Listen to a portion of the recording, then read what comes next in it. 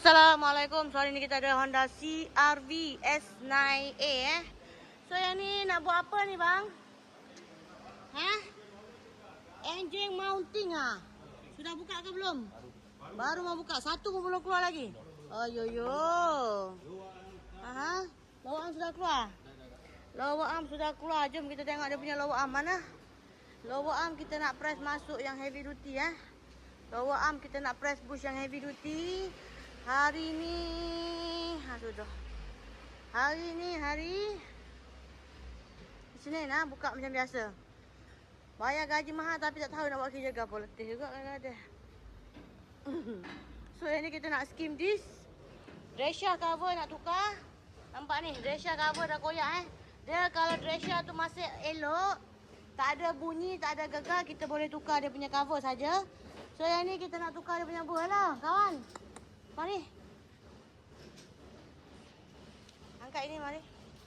Dia tak tahu lagi mau pam Angkat keluar, angkat. Tak atas sana.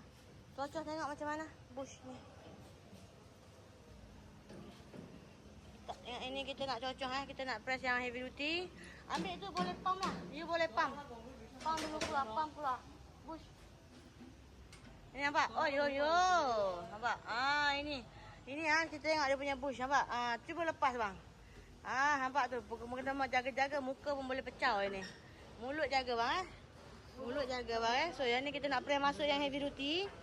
So nampak ni, yang ni yang CR-V S9A ataupun S5A ataupun Honda City RNC sama bentuk dia.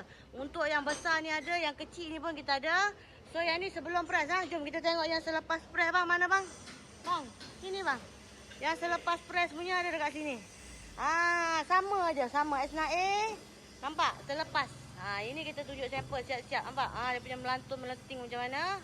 Yang ini dia bukan PU, bukan Teflon. Tak takutlah kalau kata ini original dia. Sebab ini orang kata keras ke tak keras. Dia tak keras. Dia sebab dia getah penuh.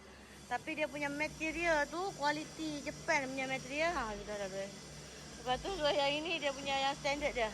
So untuk ACR 30 untuk Toyota Camry Myvi lama. Alza pun ada So untuk hari ni korang nak datang boleh terus buat ini saja.